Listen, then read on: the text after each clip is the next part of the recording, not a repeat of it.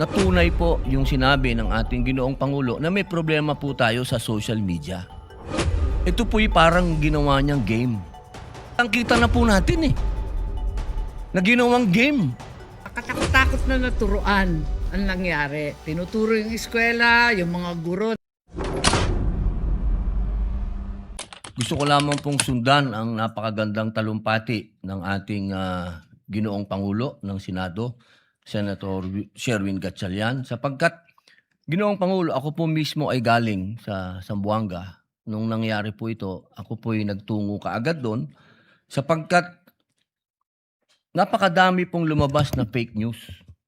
At bilang ako po ang itinalaga nyo na chairman ng public information at mass media, nagpunta po ako doon at nakipag-coordinate po ako sa paaralan at sa pulisya para po kaagad na maresolba kung ano yung mga fake news na lumalabas. Kasi marami po yan. May sinasabing 4 ang napatay, 9 ang nasaktan. Wala pong katotohanan yun. Ang totoo po ay 2 po ang namatay na atin pong mga kabataan at 1 pong babae ang nasugatan. Ang malungkot po dyan, Ginoong Pangulo, at nais ko pong iparating sa ating mga kasama, na tunay po yung sinabi ng ating Ginoong Pangulo na may problema po tayo sa social media. Sapagkat yung pagkakagawa po nung bata ng kanyang video, naka-live po siya, Ginoong Pangulo. Ito po'y parang ginawa niyang game. Kung ano po yung nakikita natin na laro, ganun po niya ginawa. Pati po yung anggulo ng camera, anggulo ng baril, pati po yung hingal. At hindi po rin kaila na doon po sa Tacloban, yung naganap po sa Tacloban, nabanggit na rin po yung true crime community.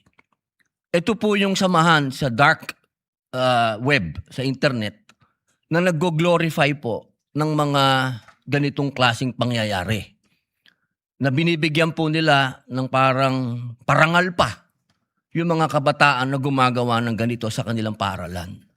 Kaya po ang hiling ko sa ating mga kasama na kaagyat po nating maresolba kung ano, lidak po ito Matagal na po itong natatandaan ko po, ito po'y sinuportahan din ng ating majority floor leader nung naandyan po tayo sa lounge ni Senator Mig Zubiri at patungkol po ito doon sa edad ng mga bata na gagamit po ng social media. At yan din po ay sinundan din po ng ating Ginoong Pangulo. Kaya hinihingi ko po sa inyo na ito po ay clear and present danger.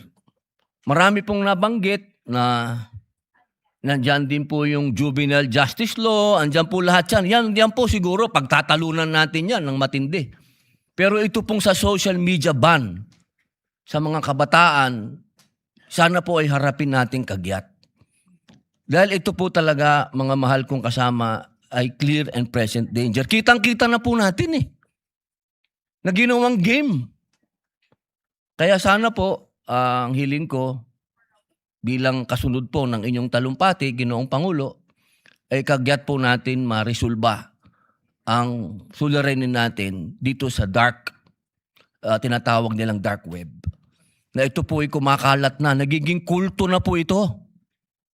Nagkakaroon po ito ng mga recruitment sa mga paaralan at kung titingnan po natin kung sino pa po yung tinatawag na matatalino, sila po yung nare-recruit. Kasi sila daw po yung mga matatagal na nakaharap sa computer, sa internet. Kaya ito po talaga, mga mahal kong kasama, ay iniimbitahan ko po kayo. Ako po kasi nagpunta doon.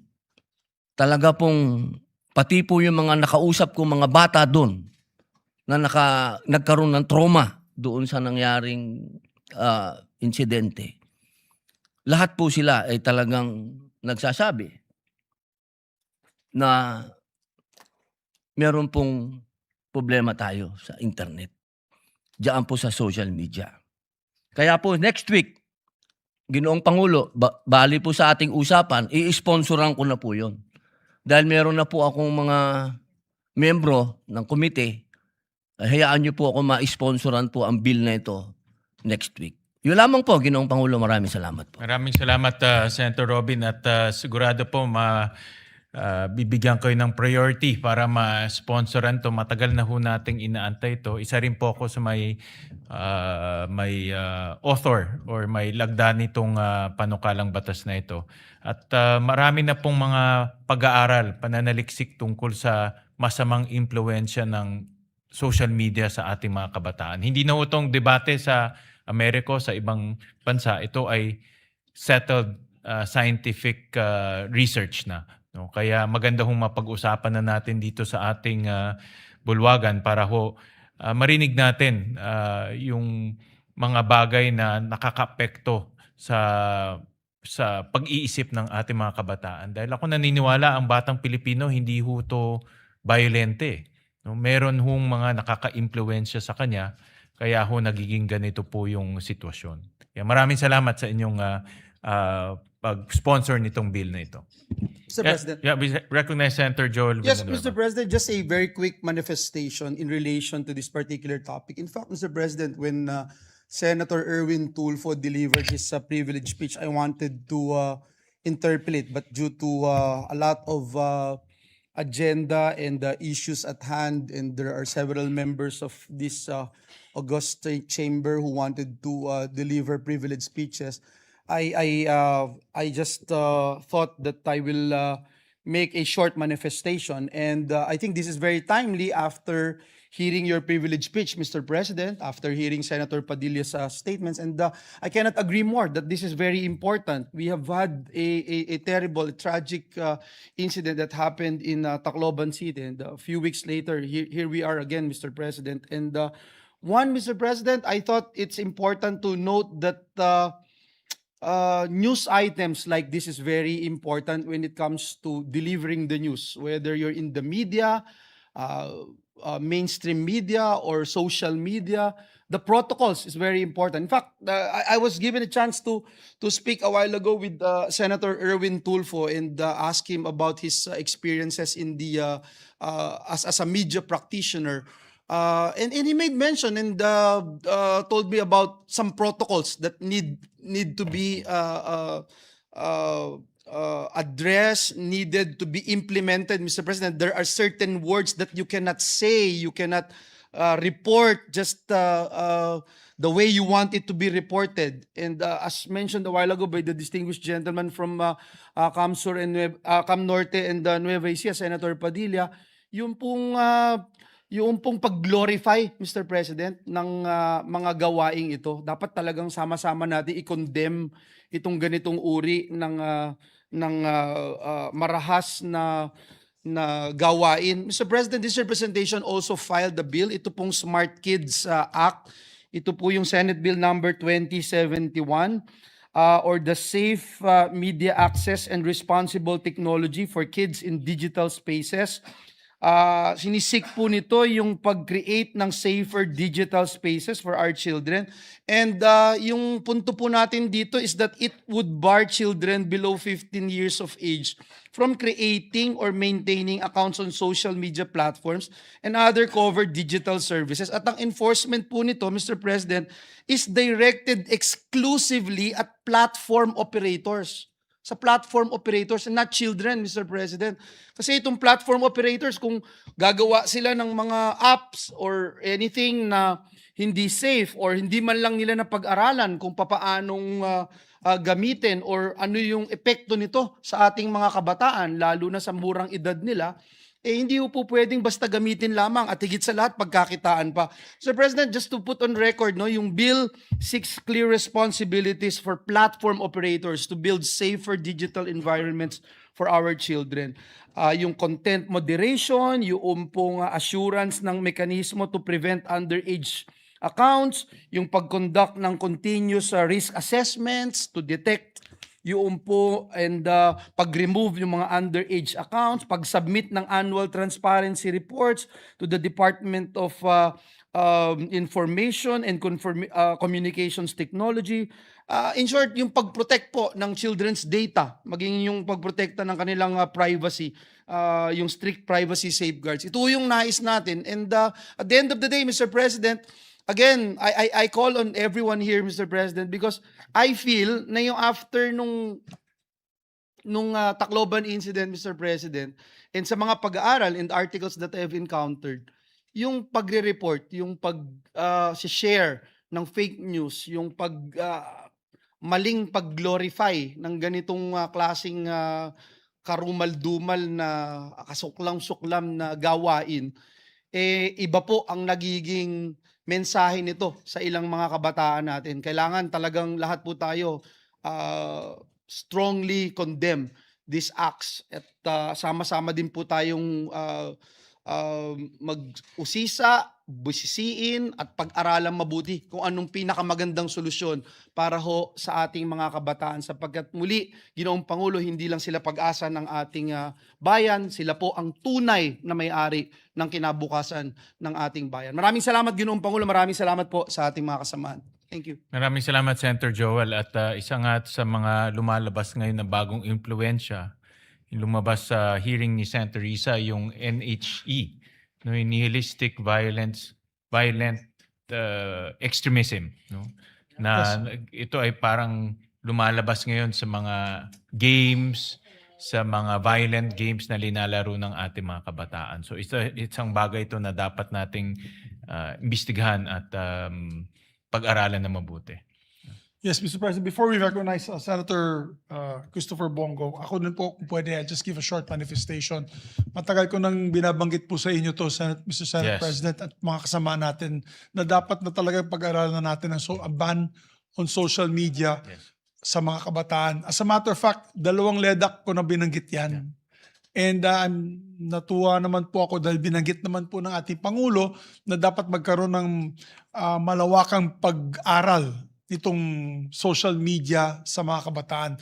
Although it was a bit short of what we wanted to hear, I was hoping dun sa kanyang SONA, sasabihin niya talaga na magbibigay siya ng utos sa Kongreso na maglabas po ng isang social media ban law. It was short of saying that. But I think now with the rise in these school shootings, Mr. President, we have to take a hard look at this. At alam niyo po, ang dami pong kumakampi sa atin dyan. Lahat ng magulang na kausap ko. Nung panahon natin, Mr. President, nung panahon namin ni Senator JB, ang pinapanood namin noon, wala pang internet, pinapanood namin doon, Mazinger Z, Voltes 5, Grandizer, tsaka Dimos. Guy King, hindi ko kilala yung Ron the Flower Girl. Pero yung pinapanood natin, wholesome na cartoons na Japanese, may mga theme pa yan eh. Kaya nga pinagbawal ng dating Pangulong Marcos yan kasi yung theme ng Voltes 5, yung kalaban, yung kalaban nila, Alien Bazinger, yung Emperor, na Bosemian Empire, na para nakabantay sa lahat ng mga iba't ibang mga planeta. Pinagbawal po ni President Marcos kasi nag-addict po kami lahat dyan sa Voltes 5 niya. As a matter of fact, kami nga ni Senator JV, hanggang ngayon, we're still collectors of Voltes 5 toys. But it was harmless. It was harmless. Yes, it was good versus evil. Most of it was good versus evil. Tsaka maganda palaging end of the show, meron kang lesson learned, di ba? About family, about fighting for what you believe in, about fighting for what is right. And then, yung pinapanood ng bata sa internet, puro mga kalokohan, tsaka yung mga pinaglalaro nila mga games, tama sinabi po ni Senator Robin Padilla, puro barilan. Call of Duty, Grand Theft Auto, pati very simple and parang mukhang simple game na Roadblocks, may violence din. And so, then if first-person view ang pagbabaril, they have a sight in their computer, they go around through their controls, they're shooting people who apparently some of them are their friends, mga barkada, minsan hindi mga barkada, mga ibang hindi mo kilala. sa taga-ibang bansa, naglalaro kasama nila. It becomes so violent, Mr. President. And you know, yung pushback, pag pinagalitan mo yung mga anak mo, nag-aaway, nagagalit sila, aawayin ka. Na, no, it's okay. Talagang grabe yung violent reaction nila pag tinatanggal mo sila sa kanilang mga gadgets. So, Mr. President, I really feel that the times are changing. And I think we must also be attuned with the times. Alam mo, itong pag-ban sa social media, hindi lamang po ito unique sa atin. Halos buong Europa ay ginagawa na po ito. England, France, Spain, many other countries. Italy, I think also will all do a ban on social media for children below 16 years old. Sa United States, hindi pa ganun kalawak ang usapin na ito dahil syempre, dyan po galing lahat ng social media na yan. Lahat ng games doon galing sa United States. Masyadong mayaman yung mga may-ari nun. Talagang grabing lobbying nila.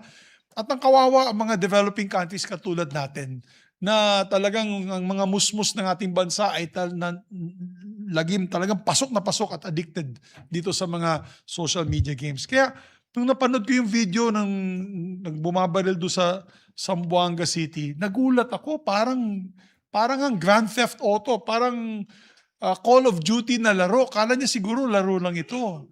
Hindi niya naintindihan yung consequences. You're taking a life and even taking his own life. You know? May Allah